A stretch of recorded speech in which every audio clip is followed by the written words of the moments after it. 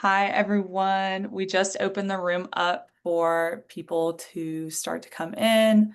We'll give it a couple seconds as I see the numbers are skyrocketing right now, which is awesome.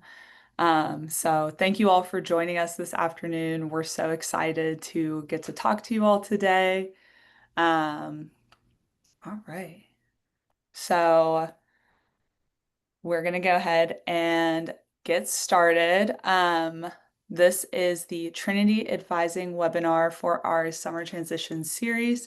My name is Yana Mitsos. I am the Assistant Director for New Student and Family Programs here at Duke University.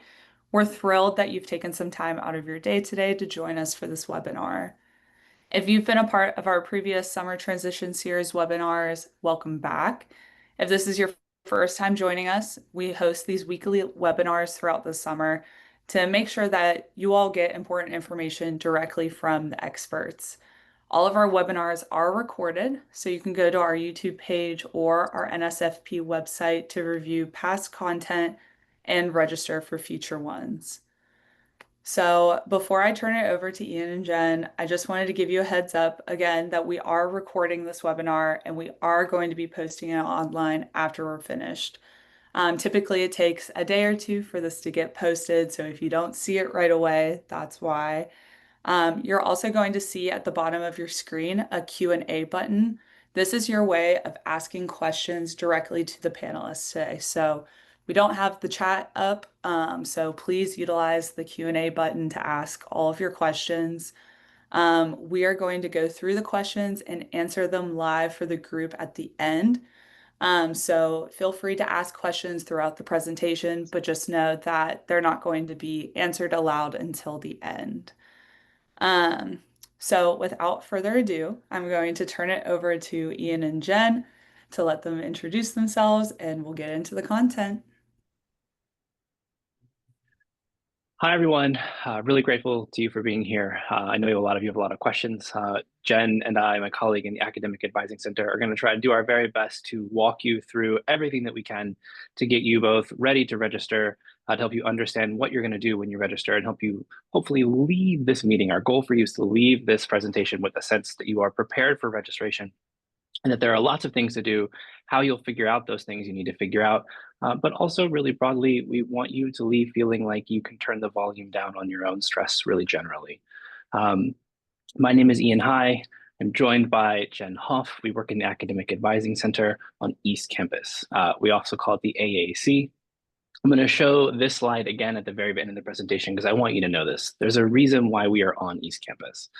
We really want to make ourselves available to incoming students, to first-year students, not just over the summer before you register, but once you're here on campus, as you're beginning to kind of figure out your pathway, finding your feet. When you have questions, drop into our office. You can always email us after this session, advising@duke.edu, or anytime this summer, or even once you're on campus, please reach out to us. We're here to help you figure things out. I want to move into broadly thinking about the advising system, the ecosystem on campus, because the Academic Advising Center, the AAC, is only one piece of that. We think about the ecosystem as working with you from matriculation until graduation. Particularly, Jen and I are pre-major advisors. The AAC focuses on helping you identify these classes in the first couple of years until you declare your major, which for most students typically happens in the spring of your sophomore year, at which point you'll be assigned to an advisor in your department or departments, depending on if you're double majoring. You'll have different kind of relationships across those. We also have teams outside of the AAC in the Office of Pre-Professional Advising to help guide students who are thinking about going to law school. For those of you that are pre-health tracked, with a lot of really rich resources, many of you have already found online. But again, there's a lot of people on this campus who want to support you and help you figure things out. So there may be times you come and talk to me. There may be times you talk to a colleague in health professions advising. You may change your mind in your junior year and start talking to someone in pre-law advising. As you switch majors, as you bounce around, there are a lot of people here to help you figure things out. I will just jump into and add. So Ian is driving the bus, and I'm just here to adding in as we go.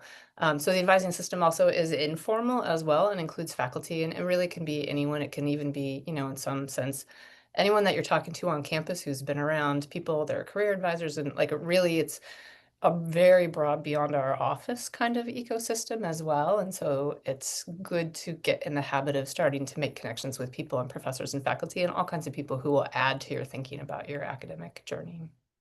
Yeah, that's absolutely right. We've got a definition here. A lot of times we recognize and sometimes fail to remember that maybe many of you have never had an academic advisor before. We are not a guidance counselor.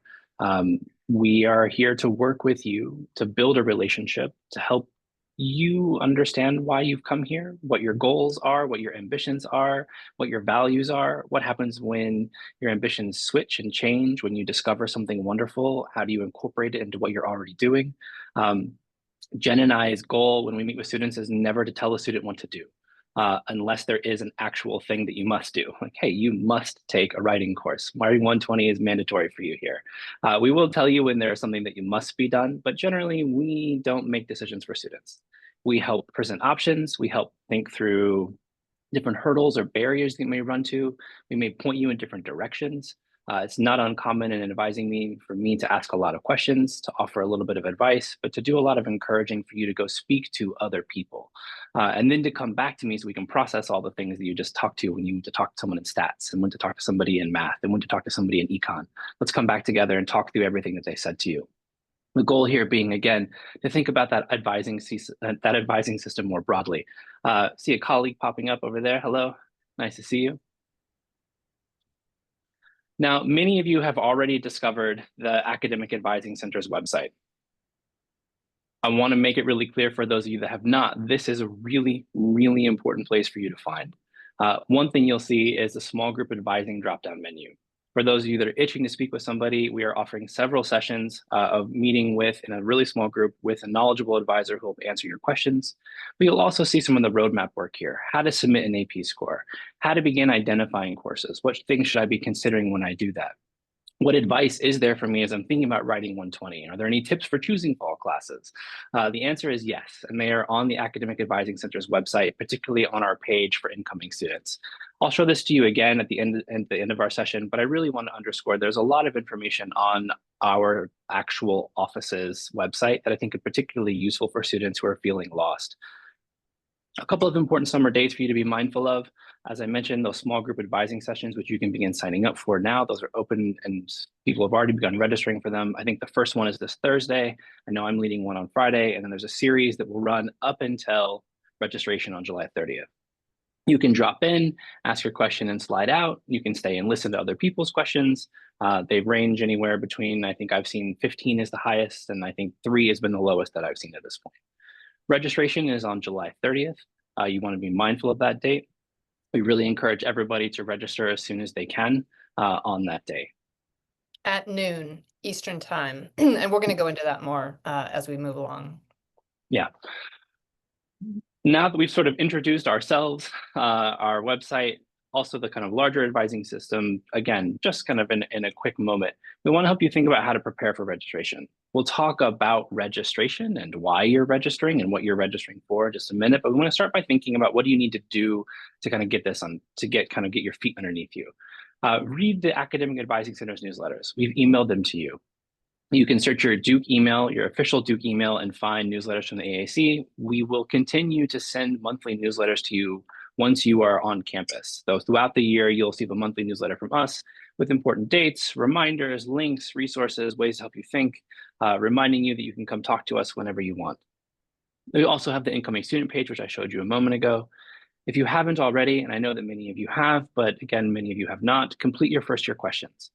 This is not only a really useful way for your college advisor to get to know you, and I do want to say that you will be assigned a college advisor once you're on campus later in August. You will have a person whose name will pop up in DukeHub for you to have a point of contact. They are going to want to get to know you, and one of the ways they can do that before they meet with you is for you to complete your first year questions, chance for them to learn a little bit more about who you are.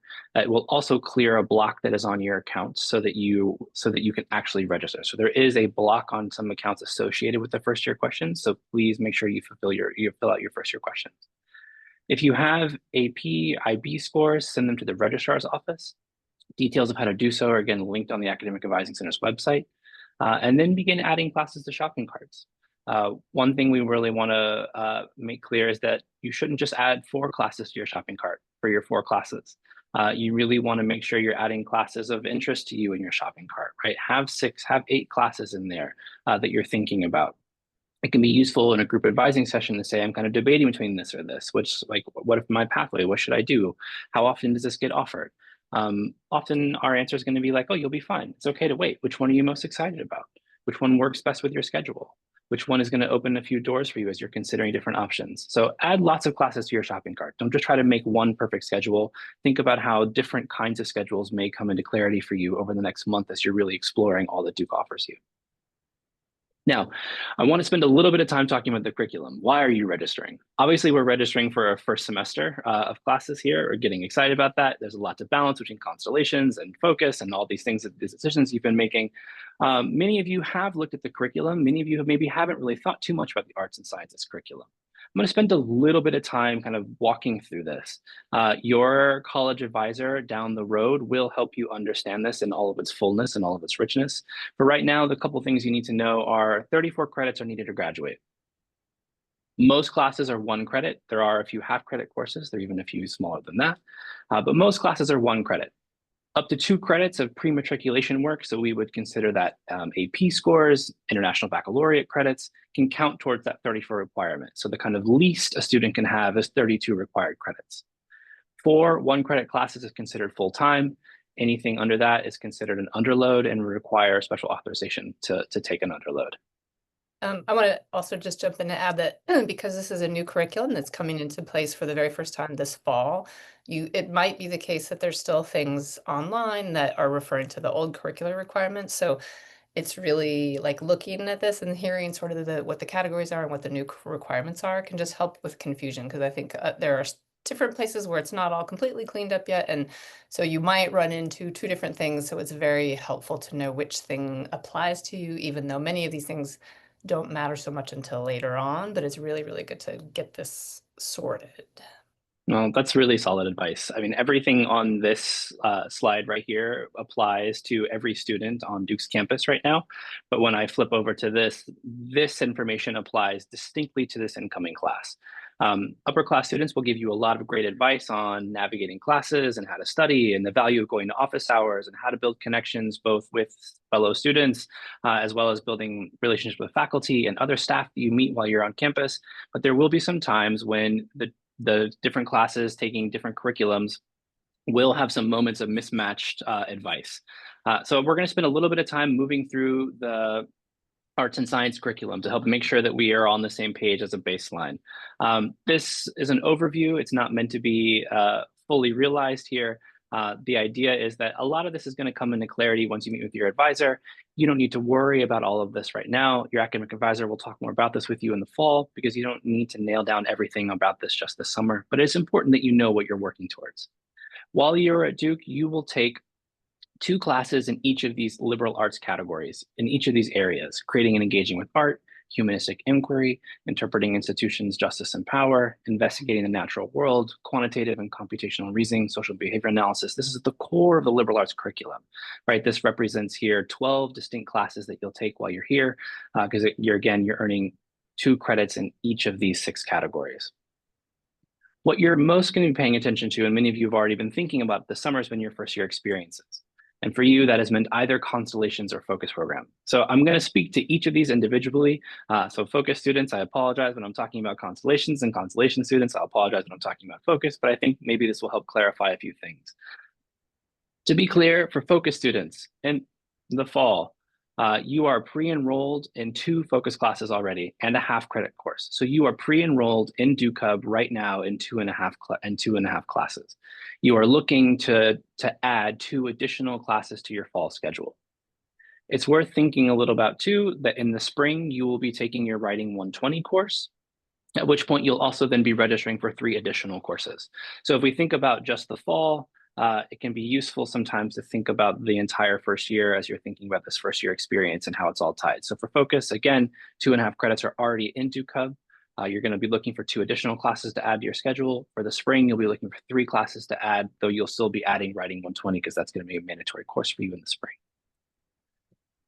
Constellation students, You have been matched to your constellation. You received that information yesterday. If that is news to you, I encourage you to go check your Duke email.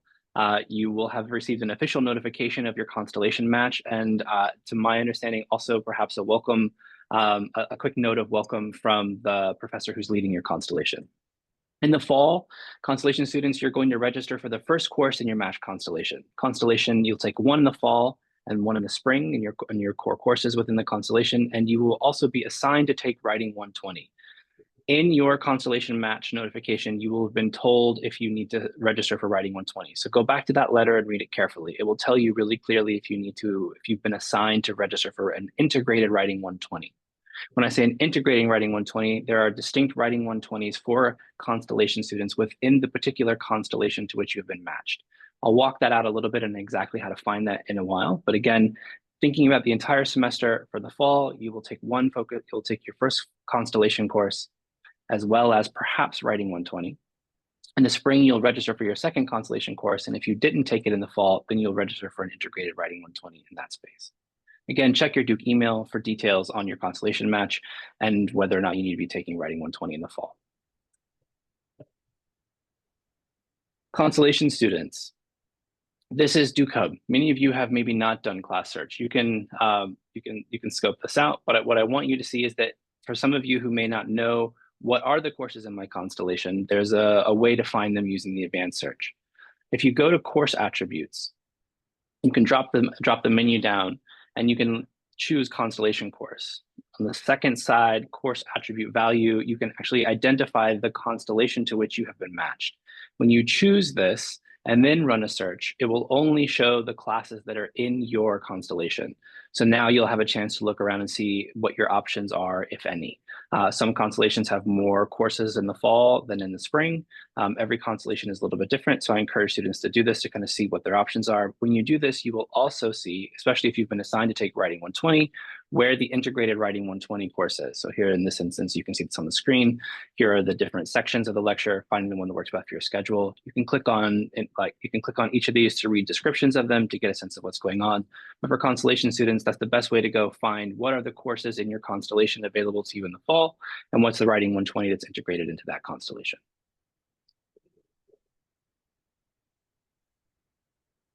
And there are multiple Writing 120s as well. One thing that is worth thinking about also is language. Every student at Duke will fulfill a language requirement.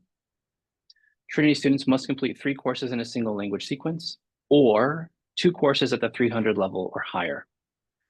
There's a couple of different ways this can be fulfilled. Now, you are not required to take a language course in your first semester or in your first year. Jen and I always recommend that students get started on their language requirement by no later than the fall of your sophomore year, especially if you're going to be taking 3 semesters of a language. We give that advice in part because you don't want to pinch your schedule in your junior year when you may be thinking about going abroad, or you may have declared your major and you're getting excited about taking some more bespoke classes in your area of study. Also, a lot of study away programs require at least 2 semesters of language study before you can actually do these kind of trips with Duke. So it's useful for you to get started on this. Again, not necessarily in the fall, though some of you will, perhaps in the spring, some of you will, some of you won't. But we want to make sure that you understand the language requirement in clarity. So for example, if I'm starting French sequence over, I would take 101, 102, and 203 to fulfill my requirement. If I have some language background, maybe I speak 3 or 4 different languages, I could take a French 300 level, I could take a Spanish 300 level next to it, and that would satisfy my language requirement. I could take French 300 and French 305 to satisfy the requirement, or I could take Japanese and German, whatever my combination might be. For those of you that already have advanced study in a language, if you wanted to take a 300 level French course and then start a new language, that sequence then would kind of combine to work together. So for example, a student could take a 300 level French course and then begin the Japanese sequence, take 101 and 102, and therefore satisfy their requirement to Duke University for their language requirement. Yeah, I'm going to jump in and just add one thing too. So a lot of these classes will be hard to get in the fall, like Spanish, and I mean, it depends, but there are many options, but there are also many students who are looking for language classes. So don't be dismayed if you don't get the class that's your top choice. It's fine. You can also, and we'll talk about sort of wait lists later, but it's always possible, even if a class is full, that maybe you'll be able to make your way into it eventually. So there's that. And then another thing is that some of the sort of less common languages only have their intro class in the fall. So if you're considering beginning a new language, that is something that is, let's say you're going to do Arabic or something that is not one of these, not French, Italian, Spanish, you might look at that in the fall. And the good news is that maybe those ones are easier to get in. They might be smaller and more available. So you might get one, but just take a look at what you're thinking about doing and see and have some classes if you want in your shopping cart. Otherwise, waiting till spring is perfectly fine. I always like to say that advising is pretty meandering and not always linear. This is a kind of a good place to raise placement, though we're about to talk about placement. If you have questions about placing into which level, which course, every language team, every language department has really good placement information on their website. No college advisor can say, here's the exact language you should take, unless you're saying I'm starting over. I can tell you to take 101. But my language experience is not strong enough to place you into a 300 level French course or into a 300 level German course.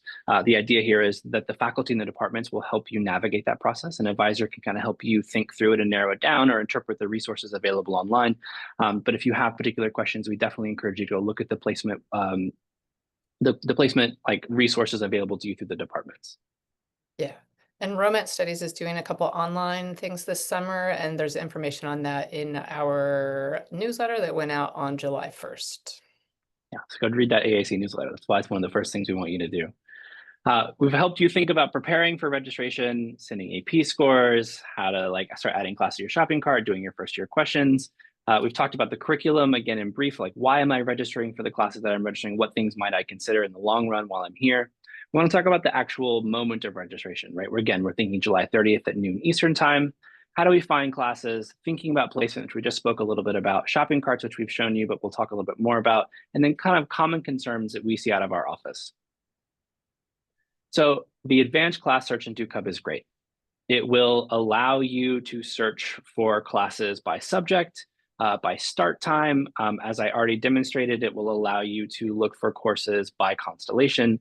It is a nice tool for narrowing classes down, especially as your schedule begins to fill out in different kinds of ways.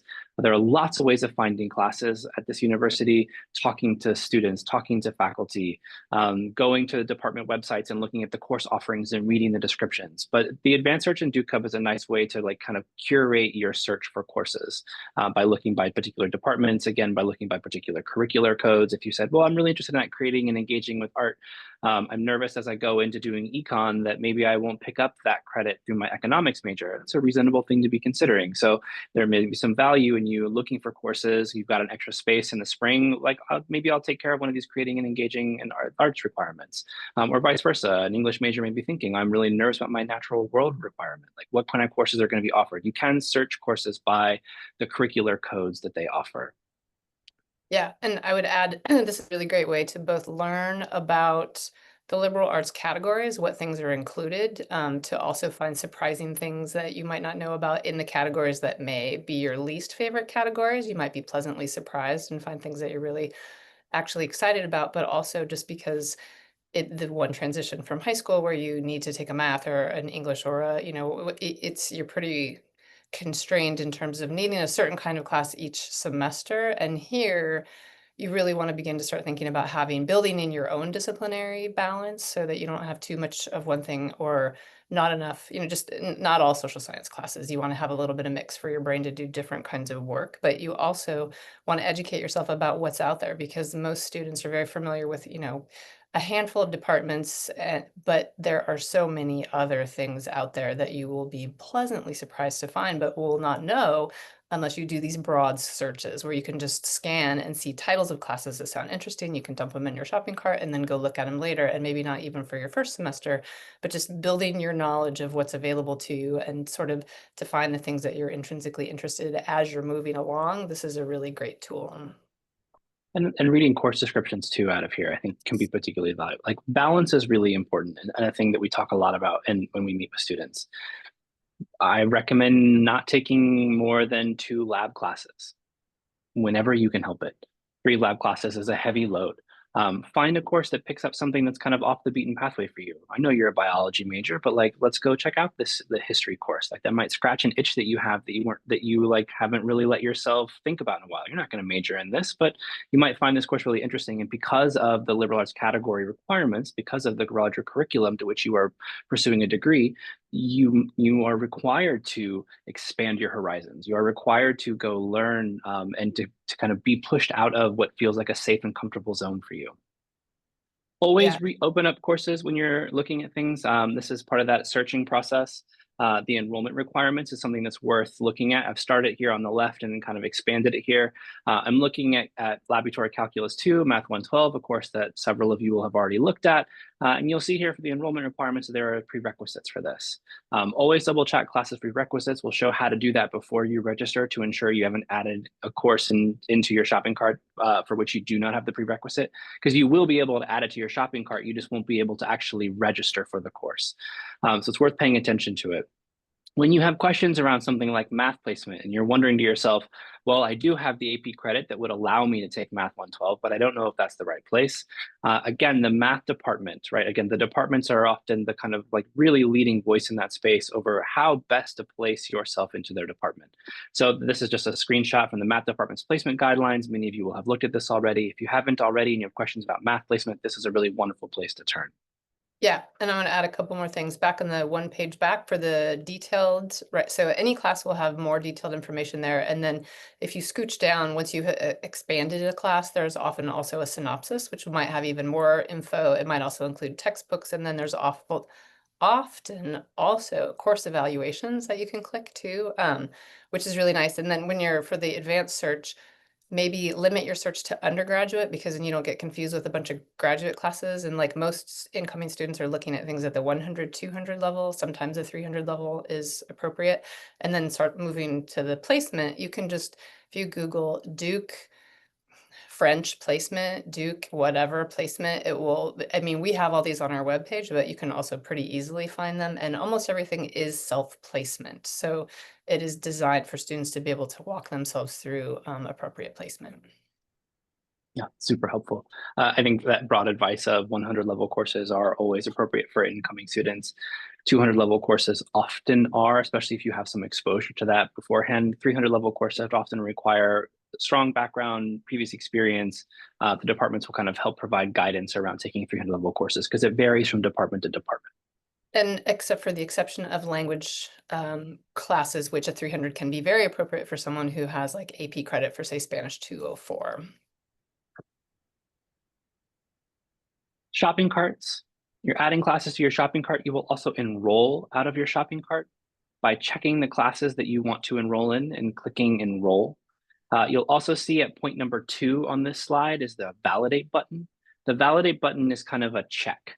It is a validation to ensure that everything that you plan to enroll in is actually appropriate for you in terms of, yes, I meet the prerequisites, or, oh, that is a course that is designed only for seniors, or that is a course only for sophomores.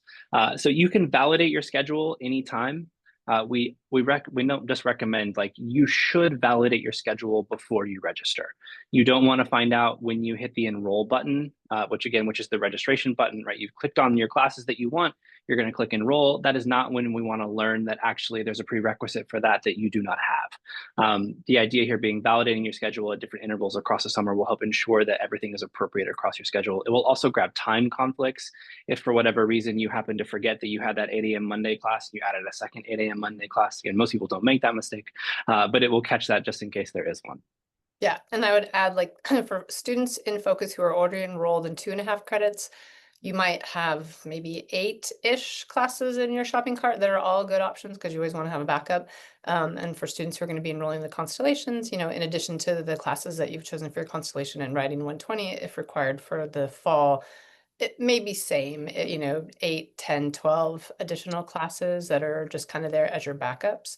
So just as a good practice. We'll talk about waitlists in just a minute, but I think that's really good advice for having backup classes in your shopping cart ready to go if you need them. When you have questions about the mechanics of registration, searching for classes, dropping a class, getting permission numbers, actually registering, a lot of the common questions that may pop up for students. Go to the Office of the University Registrar's website, search for help guides, and you will find a page full of PDF walkthroughs of these various processes. The slide I showed you on validating schedule is pulled directly from the help guide. The registrar office owns that process of registration, and they are the subject area experts on this process. So if you run into an issue, if you have a high-level question about the kind of processes of registration, that team, registrar@duke.edu, is a wonderful team to turn toward. We want to talk a little bit about waitlist and drop add, things that will be new to you. For many of you coming into college, you want to make sure you have clarity over how this works. Here are the important things that you should know about waitlists. Waitlists count toward your credit limit. So I can't be enrolled in 3 classes and on the waitlist for 6 different classes. The idea being that a waitlisted class counts towards my credit limit. So I can be enrolled in 3 classes and on the waitlist for 1 class. I could be enrolled in 2 classes and on the waitlist for 2 classes at most. Waitlists for large lecture courses, which we define as 50+ students, tend to move more than waitlists for smaller seminar or discussion classes. These are not hard and fast rules. This is just general experience from our time doing this work. If it is a 15-person class and you are 20th on the waitlist, odds are you are not coming off that waitlist. If you are 5th on the waitlist of a 50-person class, let's sit for a little while if it's an important class to you and see if it moves. These waitlists will be live all summer. You will see periods where they move and shuffle and then where they get quiet. As we move closer to classes, and especially during the first week of classes, you will see a great deal of movement on these waitlists as people are shuffling and moving their schedule around. Avoid waitlisting for a class that conflicts with the timing of a class for which you already enrolled. You will not come off of that waitlist because DukeHub will notice the schedule conflict and it can't slot you into 2 classes that meet at the same time. So your kind of space will be skipped over. So be mindful of that as you're waitlisting and enrolling. And know that waitlist dissolve at the end of the first week of classes, week 1.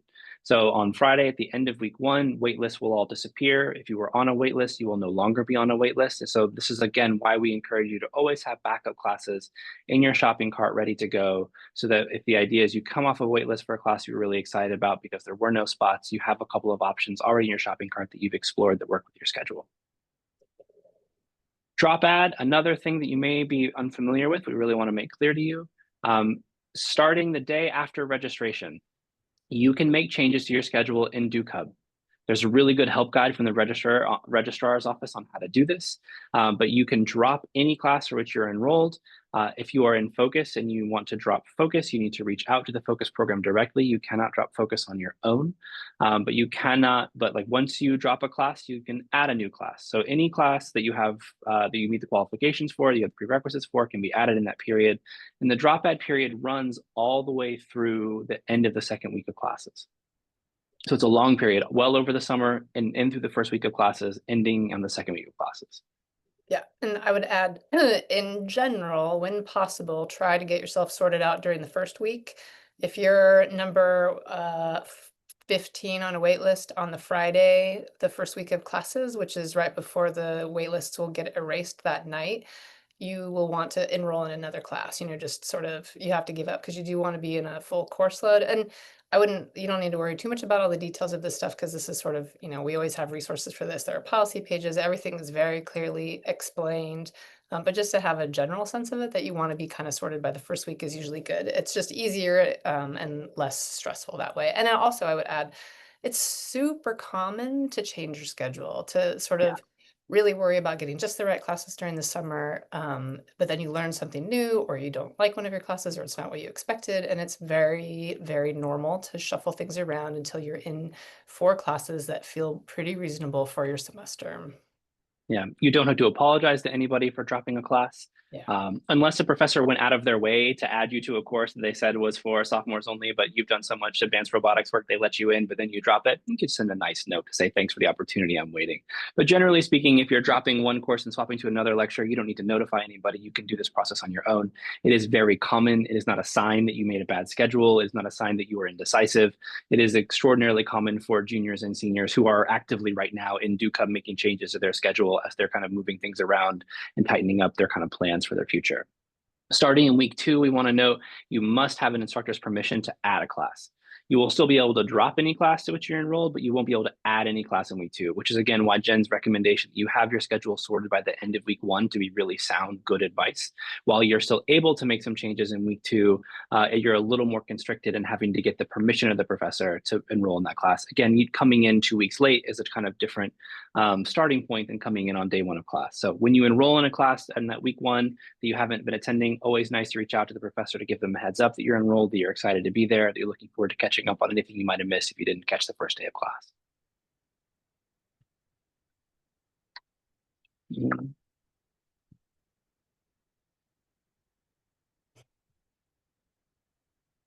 Once again, Academic Advising Center on East Campus. When you have questions about this, advising@duke.edu. We're around this summer. Send us questions. Be patient with us. We're a small team. We're trying to answer every question that comes into our inbox this summer. Even once you're on campus, drop in and come talk to us. We have our drop-in hours posted on our website. Those we're going to be shuffling around as we move closer to the semester, but we'll definitely have them available. And again, we're not here just for the summer. We're here for the entire year that you're here, both as you're preparing for registration now, but as you're thinking about spring classes and as you're beginning to think about your sophomore year too, which I know feels like a really long way away, and it is. You should enjoy the where you are, but we want you to know that we're here to support you through this entire process. Again, paying attention to these important summer dates, small group advising sessions, you can register for them now on the Academic Advising Center's website.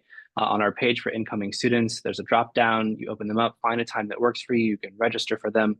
July 10th through the 29th, all the way up until registration, we really want to make sure that people are getting their questions answered, that you feel really like you have clarity over what's being asked of you and that you know what you need to do before that. Once again, the Academic Advising Center's website for the page for incoming students is a particularly useful page for you. Coming over here under Trinity Undergraduate Advising and dropping it down, you'll see welcome from who we are, you'll see our newsletters, you'll see signups, you'll get our advice, best practices, things to consider. It really is worth spending some time on this page. We've got lots of time for questions. We are not going to be able to answer every question that you've asked, I'm sure, but we'll do our very best to give you the best advice that we can in the time that we have left. Awesome. Maybe we can answer all the questions. Yeah, maybe we can. Jen, you can do it. I'll drink tea and hang out. Awesome. Well, we can dive in. So one of the questions that we have are about, taking classes in the fall. How many classes do students typically take in the fall? Is it, 4 or 5, just taking more than 4? Would you recommend that? How does that impact, academic, social lives? Yeah, there's a hard cap, 4.5 credits. That's the limit. So 4 1-credit classes is full time. That's the standard. That's the recommended, and that's the cap. So focus students are already in 4.5. There are some rare exceptions where a student can ask to have an extra half credit if they're in focus, but it's very, very, very limited. So really 4 1-credit classes is great. And I will put in a plug too for half credit classes.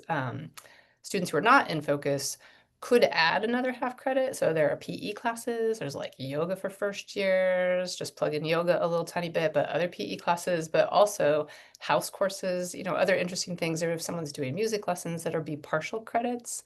So it is normal load 4 classes. And that changes as you move through your time at Duke. That does go up. So there are chances where you can add 5.5 courses. But there's a reason why we put that cap there. We want you to adjust to life here. We want you to adjust to the pace and the cadence and the rhythm and the joys of this place. And we think that have like 4.5 credits, right, is a really good balance for students who are coming in to get comfortable at this place, identify the things they're interested in and what they want to do and how they're managing their time in their lives, and then to kind of really lean in forward from there. Awesome. Switching gears a little bit, talking about DukeHub, access codes, permission numbers. How will students know their access codes when they try to add classes to their shopping carts? I'll start with that one. Yeah. So. Oh, sorry. Yeah. No. It's a question that suggests there's some confusion over how it works. your courses will not need permission codes over the summer and before registration. In week 2, once classes have started, you can't just add a class. You need to reach out to the faculty member who's teaching that course and request a permission code to enroll in their course. The registrar has a help guide on how to use permission codes once you have been given one by the faculty member. That only needs to happen during the second week of classes if you're adding a class. Because technically, you're kind of adding it late, right? Classes have started, they've gone for a week. You're trying to jump in week 2. They need to get permission from the faculty in order to enroll, and that's when you would get a permission code. The other exceptions might be some photography courses or some upper level courses where it may say faculty permission required. If that's the case, you reach out to the faculty member, you make your case on why you think you should, why you would be a good addition to that course, and to make the kind of like polite request for permission code. And they may say, not now, this isn't the right course for you. They may say, I'm sorry, we're full, or they may send you permission code. Again, the registrar has a help guide on how to then actually add that permission code appropriately in DukeHub to make sure you can add the course to your schedule. Yeah, I would add, I think there's a little confusing bit in the registration process where it pops up a box that makes it look like you might need a permission number because it's a place to put a permission number if you needed one, where you can just click through that. So I think that's also something that's confusing. So I would look at the registration help guide should address that. Awesome. Moving to AP scores. So if only 2 AP scores can be counted for credit, how is it decided which ones count? And is it worth submitting more than 2 AP scores? Submit every score that you're proud of. Submit every score that you want the university to have. Your scores will, your successful scores that the university recognizes will show up on your transcript if that's important to you. Above the 2, all of them that you send. The 2 that are reducing your credits from 34 to 32, my understanding is that it's randomly selected. I think there's a way you can petition if you felt really strongly around this. I'm not actually positive on that process. No, Jen is saying no, and that's authoritatively no. So it's randomly selected which 2 are reducing your credit down to 32. All other scores can be used for placement. So just because those 2 scores are reducing your credit load from 34 to 32, it can be nice to have your other scores on your record because maybe your chemistry and your biology credits are the one reducing you down from 34 to 32, but that Spanish AP score is going to help you place into a higher level Spanish. That calculus score that's not reducing your credit load is going to be useful when you're going to take your math class to help you identify placement. So every score that you want the university to have, send everything that you have. So that you can use all of your scores for placement in addition to the reduction of the 2 credits off of your total overload 34 credit requirement. Yeah, and you can sometimes use them to take a part-time semester your senior year or for acceleration credits for students who want to graduate a semester early. So anything you have is worth sending. Great. Also going along with the AP questions. So if a student's AP scores aren't showing up in DukeHub yet, is there anywhere else that they would look to see them? And if so, if they haven't submitted them yet, where would they go to submit them? So if they're not showing up, I'm not 100% sure if the registrar already got their big file from the College Board. This is the week, so this is right around the time I thought I saw a lot of scores today, but I don't know for sure. So the College Board would send them. If you go to our incoming student page and scroll down to the bottom, we have links to all the AP pages that'll take you straight to where you have the code that you input to request from College Board. It's possible that College Board hasn't been updated yet. The registrar would know, but I would also keep looking, and they should show up in the test scores box in DukeHub. So if we have them, they will be there. If you won't go to log into your College Board account and it says that you requested them, then you should assume they'll be here, but you can always follow up with the registrar, which is registrar@duke.edu, to confirm. Awesome. Thank you. Switching gears a little bit to placement. So are there placement tests that students need to take before registering?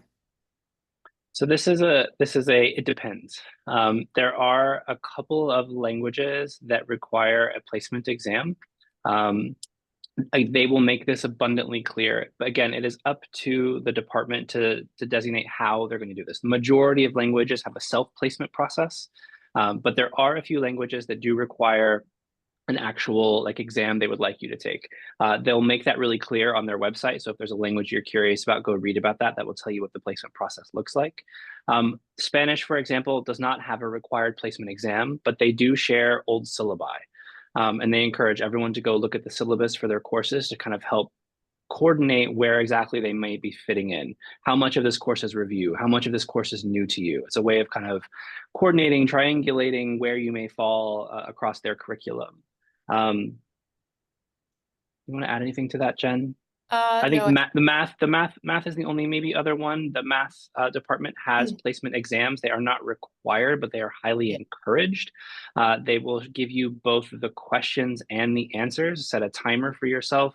You take the exam. They share the answers with you. You score yourself, and based on the score you receive, can help you identify whether taking Calculus 1 or Calculus 2 or doing more advanced math is appropriate for you. So for those of you that are on the fence between Math 105 and Math 111, or Math 111 and Math 112, the math department has placement guidelines for you where you can download an exam and the answers and do a self-assessment. But that is a placement exam, but it's not one that you will sit for in a proctored environment. yeah, and chemistry has something like that as well, kind of a self-diagnostic. So there are no, unlike a lot of other schools where you have to sort of, everybody has to do a math placement, Duke doesn't do that.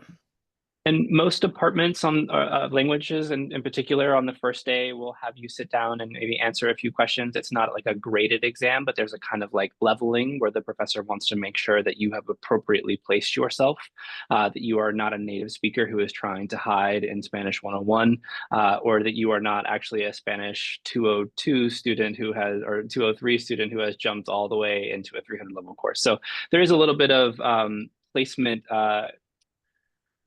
leveling and kind of reshuffling that happens during the first week of class. But check the department websites. That's kind of the best answer to that question. Awesome. And then what is Stellic and should first years use it? Wow. I want to answer this question.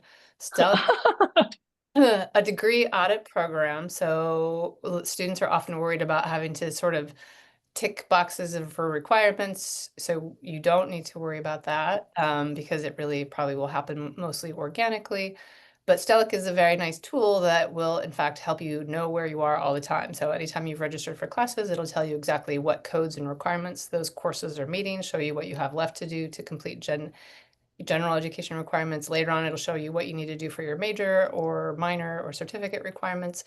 And I guess my answer, you can answer as well, but my answer for do first years need to use it is no. Like the first time you even need to really care about it would maybe be when you're thinking about classes for spring or after you've already registered for spring classes. That's my 2 cents. And maybe I'll say this for the students who are really keen on making a 4-year plan and you've already got an Excel spreadsheet open, Stellic is actually a really nice tool for making a 4-year plan. Sure. We will ask you to make a 4-year plan at some point in your sophomore year as you're thinking about declaring a major. Do first year students need to worry about Stellic? No. Do I think it's valuable for you to be aware that there is a degree audit system that will help you keep track of your requirements and what you've done and allow you to project yourself out into the future semesters to say, here's what I might do in the spring of my sophomore year or my junior year, I'm going to take this, this, and this. If creating a 4-year pathway for you is going to help soothe you or ease your mind, then Stellic is a great tool to do it and you should totally do it. I also would encourage students who do that to recognize that your schedule should change. You should take a class that opens your eyes to something new. There should be a unit in the middle of econ where you're like, I'm really interested in global trade. How do I get into international comparative studies? I want to take a class on this, right? The idea is that as you take courses here, you should keep your eyes open to being inspired and curious about the things you're learning about. So a 4-year plan made by an incoming student should 100% change. It's not meant to be a roadmap that you stick to the whole time you're here. It should be something that maybe gives you some comfort that I have a pathway towards graduation, but one that is going to be written in chalk, not in stone. Awesome. Thank you. So this question asks, how do we make sure that we're getting classes in all of the 6 categories throughout our time at Duke and make sure our first semester schedule sets us up to plan our degree in a smart way? Well, how to answer that question. So, I mean, for one thing, so typically, I guess I'm going to put a caveat. So this is a new curriculum. So I do not have any personal experience of seeing students move through this curriculum and how they track their requirements. However, based on previous experience, it is a flexible curriculum and it is not restrictive, and lots of things will count for, say, both a major class and one of the categories. And there's some classes will have more than one code. They might have a writing code or a language code that you can get more than one thing at a time. Broadly speaking, it is not a problem for students to meet requirements, and it really, the language requirement is kind of the only thing that you sort of might need to bend toward. And then I would say, don't leave your least favorite buckets categories for last, because you don't want to do that to yourself your senior year. But I also would say, don't pick those things first thinking that you want to get them out of the way, because if you wait, you're going to find some things that you were probably like more in those categories once you've learned more and talked to other students about things. And so you'll end up having a more satisfying experience. I'll remind students or maybe inform students for the first time that Focus will give you curricular codes for the liberal arts categories. Constellation course you take will also offer you codes towards your liberal arts categories. Every 1 credit class you take is going to help you move towards that. So it's not a separate category that you're working towards. Every class you take will help you move towards that requirement. There's a reason why we didn't linger over it in our presentation today. I think it's useful for you to be aware of and mindful that this is what you're working towards, while also recognizing that for this first semester in particular, codes should take a backseat to your driving interests. What are you curious about? What do you want to learn about? Like, let's not go find a code. Let's go find a course that really inspires you. I will tell my students who are, let's say you're really interested in financial economics, and that's the kind of track you're pursuing, and you feel really committed to that. We're going to take econ, we're going to take some classes in our first year, get started on math. Maybe in our sophomore year, we check in and I say, like, how's it going? You still feeling this econ financial track? And they'll say, yes. Like, great. Now I want you to also be mindful of the kinds of codes that are not going to be in the economics department. Let's go look at a creative and engaging with arts credit. Let's go look at what courses are on offer for you in the spring around the natural world. The idea is that as you begin to specialize, that's the time when maybe we want to look at the curriculum and say, what are you not likely to pick up on your pathway through the next couple of years in your major? Let's be mindful that maybe each semester we're going to pick up one of these to make sure we're moving forward. Your study abroad program will also likely satisfy some of these. So I don't want students to think about it as a kind of separate thing they have to do on top of their major requirements. The courses they take in their major will also be satisfying these codes. It's useful to be mindful of it, but don't let it overweigh on your decisions too early. And yeah, I would also add that, I mean, there are some very highly structured majors, which, you might want to get started on sooner rather than later. However, I would also say that lots of students, I mean, the process of being a college student means you might learn new things and change your mind. And so many students who have a very particular idea about where they're going to go will surprise themselves by going somewhere else. And so feeling that you have to do anything right away in order to have all the options open, the options are open. There's a way to do what you want to do. It's better to actually kind of confirm what you want to do, which sometimes takes a little bit more time, I think, before moving forward, but nothing will be wasted. So I think that's helpful to know. And like, there's nothing that has to get started right away. Awesome. So I'm seeing quite a few questions about writing 120. In general, are students able to take that in the fall? If not, if one of their classes has an integrated writing 120 course, like how does that work, I guess? Yeah, it's a really good question. So I'll try to say this as clearly as I can. If you are a focus student, you're going to be taking writing 120 in the spring. I believe that there is one exception to that where there is a focus cluster that has a writing 120 integrated into it. So for the 4 of you in that class who are in this webinar, that advice doesn't hold.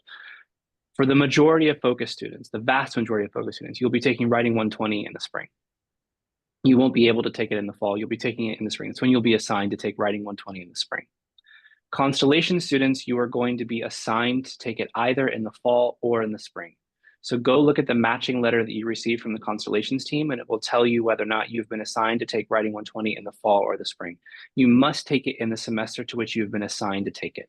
So if you are a Constellation student who's been required to take writing 120 in the fall, you will take writing 120 in the fall through an integrated writing 120 within your Constellation. So you'll register both for a Constellation course and a writing 120 course that is affiliated with that Constellation.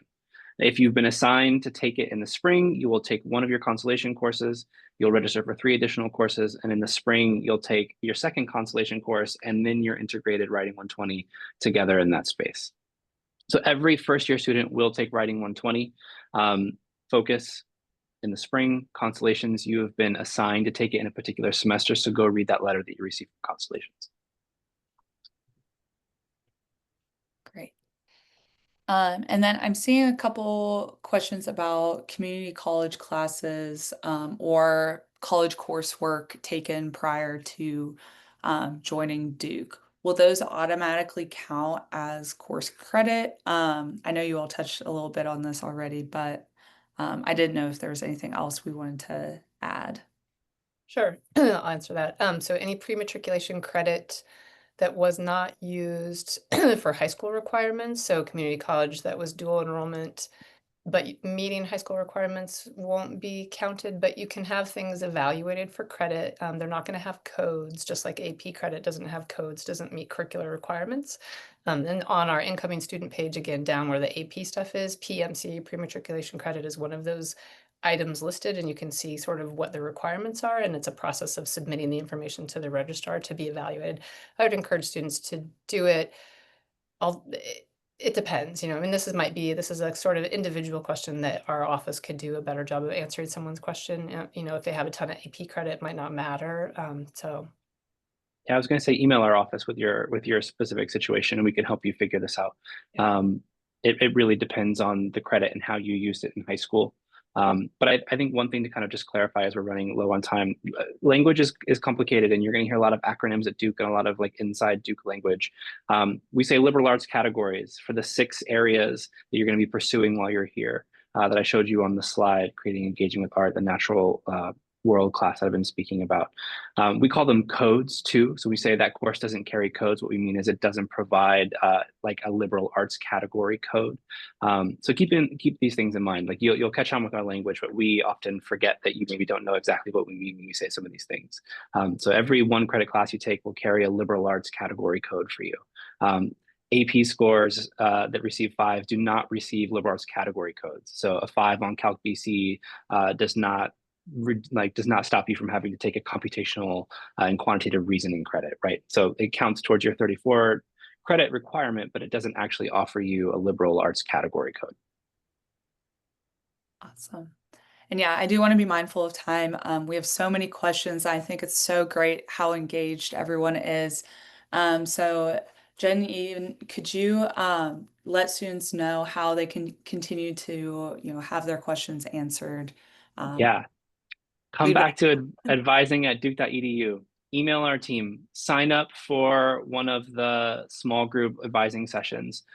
Those are the 2 very best ways to get your questions answered. If you really want to speak with somebody in that kind of dynamic space, the small group advising sessions are going to be a perfect spot for that. If you have a question you'd rather write down and send to somebody, again, be patient with us. We're getting a lot in our inbox. We're a small team. We will answer every question that we can over the summer. But yeah, those are the best ways to stay in touch with us, and do absolutely stay in touch with us over the summer. We're here to help you figure things out. Thank you. Yeah, thanks very much, everybody. Awesome. So yeah, thank you, Ian and Jen. Next week, we're going to have our Staying Well in Your First Year Part 2. It's going to be July 15th at 4 p.m. So we will see y'all next week, same time, same place. And until then, have a great week. Good luck, everyone.